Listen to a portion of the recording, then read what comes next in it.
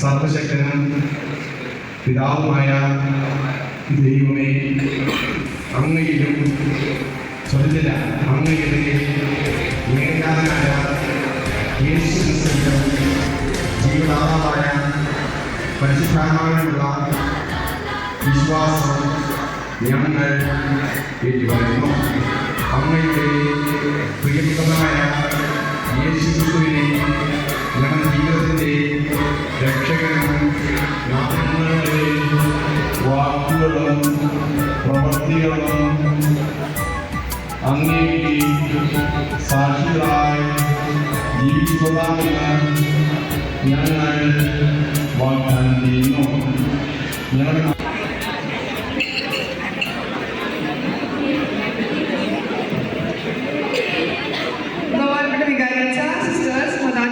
മാതാപിതാക്കളെ, എൻ്റെ സ്നേഹമുള്ള കൂട്ടുകാരെ, 12 വർഷത്തെ മതബോധന ക്ലാസ്സുകൾ എന്നുള്ള ചോദ്യം വളരെ പ്രസക്തമേറിയതാണ്.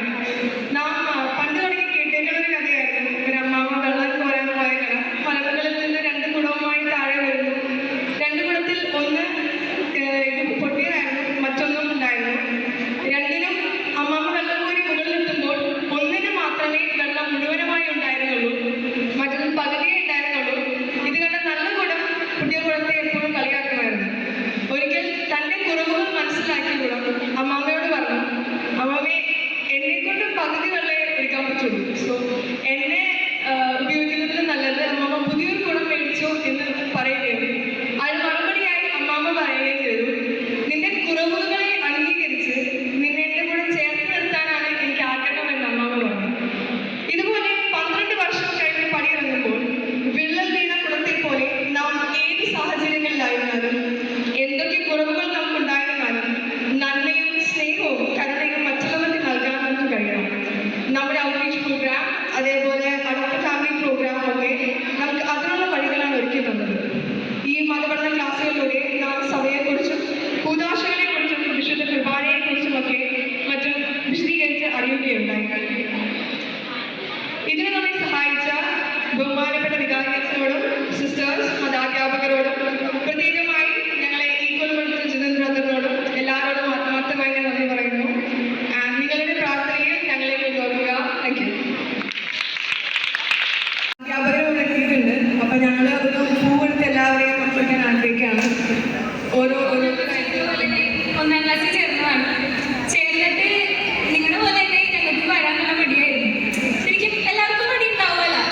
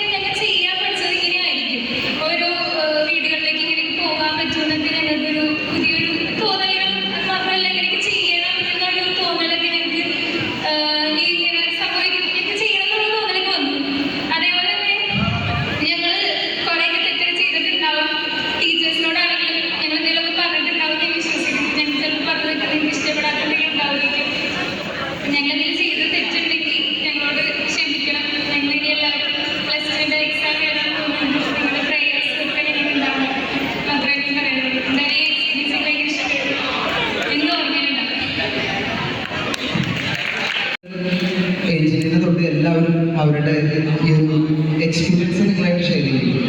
എക്സ്പീരിയൻസും നന്ദിയൊക്കെ ഓൾറെഡി അറിയിച്ചിരുന്നു. ഇനിയിപ്പോൾ ഇവർക്ക് ഇനി ഒരു ക്ലാസ് എടുക്കാനായിട്ട് അങ്ങനെ ഒരു പരിപാടിയൊന്നുമില്ല. അപ്പോൾ അവസാനമായിട്ട് ഒരു ചെറിയൊരു മെസ്സേജ് കൂടി കൊടുത്ത് നിർത്താൻ ഇരിക്കുകയാണ്. പറയുമ്പോൾ ഫ്രാൻസിസ് അസീസിയുടെ ലൈഫിൽ നിന്ന് ഒരു കാര്യം പറയുകയാണെങ്കിൽ കുറച്ചുകൂടി നല്ലത് തോന്നുന്നു.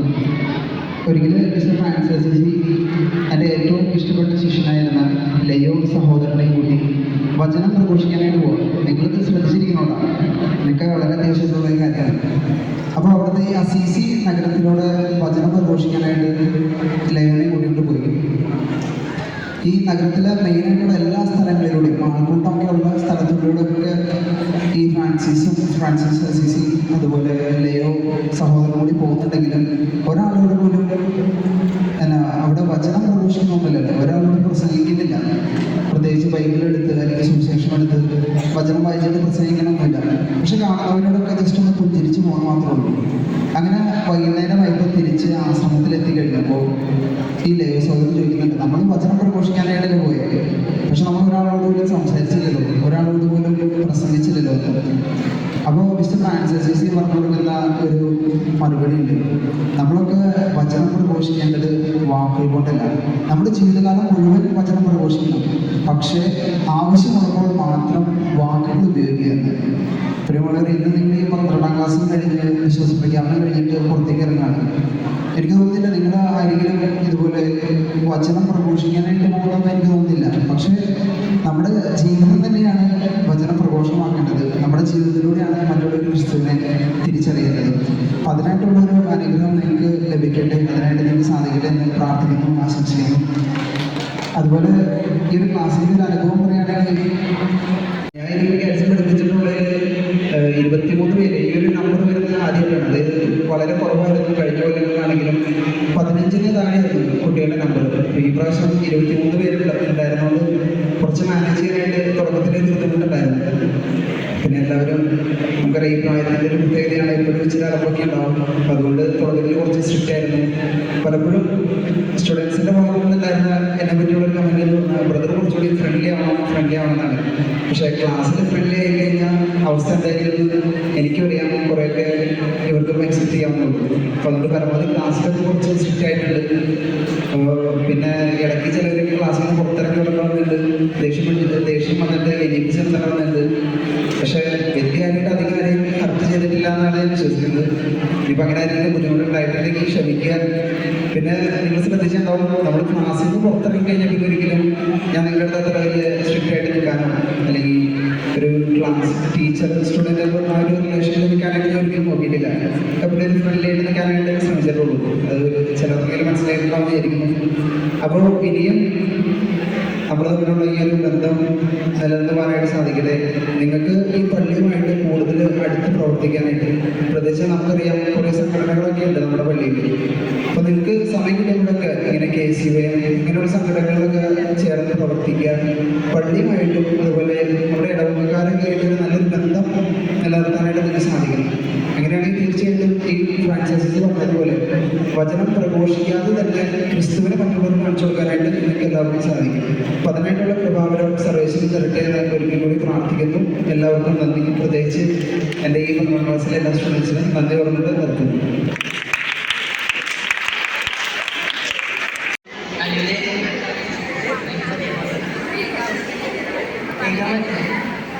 ഈ 12 ദിവസം അടിപൊളിയായി.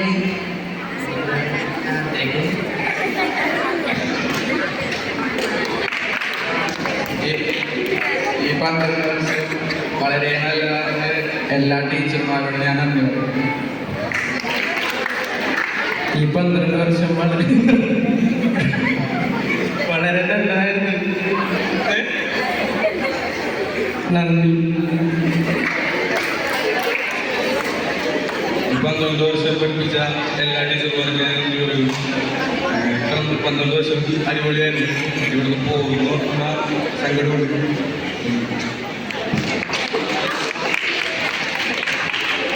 എനിക്ക് അധികം പറയാനില്ല. എനിക്കിവിടെ എന്താ പല ടീച്ചേഴ്സും സാറുമാരും ഇവിടെ ഇല്ല, മിക്കവരും പോയി. അവരോടൊക്കെ ഞാൻ നന്ദി പറയുന്നു. ഇവിടെ ഇരിക്കുന്ന ടീച്ചേഴ്സിനോട് ഞാൻ നന്ദി പറയുന്നു.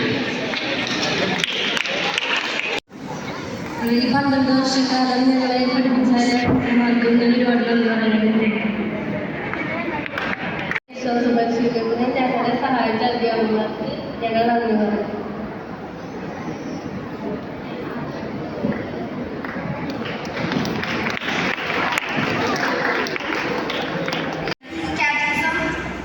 നമ്മൾക്ക് ശരിക്കും പറഞ്ഞു കഴിഞ്ഞാൽ വളരെ നല്ലൊരു അനുഭവമായിരുന്നു. ഈശോയെക്കുറിച്ച് കൂടുതൽ അറിയാനും അതേപോലെ തന്നെ പല കാര്യങ്ങളും ഞങ്ങൾ ഹെൽപ്പ് ചെയ്തിട്ടുണ്ട്.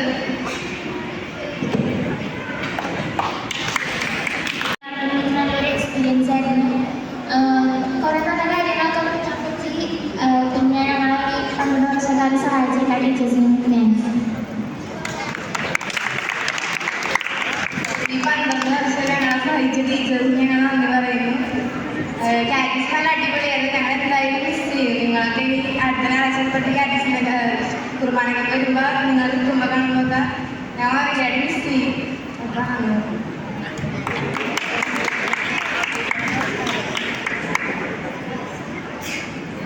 ആദ്യം തന്നെ ഞങ്ങളെല്ലാവരും പഠിപ്പിച്ചത് എല്ലാ വിശ്വാസം പഠിപ്പിച്ച എല്ലാ ടീച്ചേഴ്സും പഠിപ്പിക്കാത്ത ടീച്ചേഴ്സും പിന്നെ പ്രത്യേകിച്ച് തിരുമ്പോൾ അടിപൊളി ആയിരിക്കും. നല്ലൊരു എക്സ്പീരിയൻസ് ആയിരുന്നു. നന്ദി. ഈ 12 വർഷം ഞങ്ങളെ പഠിപ്പിച്ച എല്ലാ അധ്യാപകർക്കും ഞാൻ നന്ദി പറയും.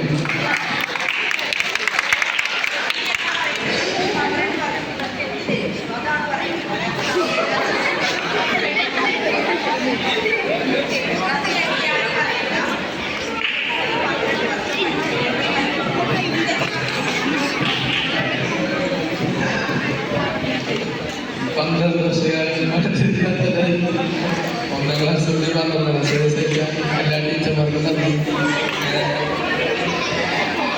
നല്ല എക്സ്പീരിയൻസ് ആയിരുന്നു. നന്ദി.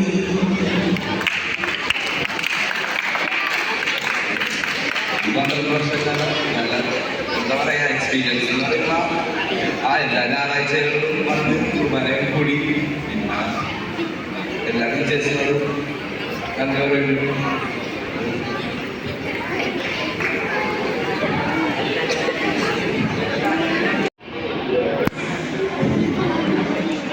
നല്ല അനുഭവങ്ങളും നല്ല രസമായിരുന്നു. ആകെയുള്ളൊരു ഞായറാഴ്ച കാറ്റീസിന് വന്ന് ഞങ്ങൾക്ക് കൂടുതൽ അറിവുകളൊക്കെ പറഞ്ഞു തന്ന എല്ലാ ടീച്ചേഴ്സിനും ഞാൻ നന്ദി പറയും. 12 ക്ലാസ് ഞങ്ങൾ 10ാം ക്ലാസ് 10A 10B 9 8 7 6 4 3 2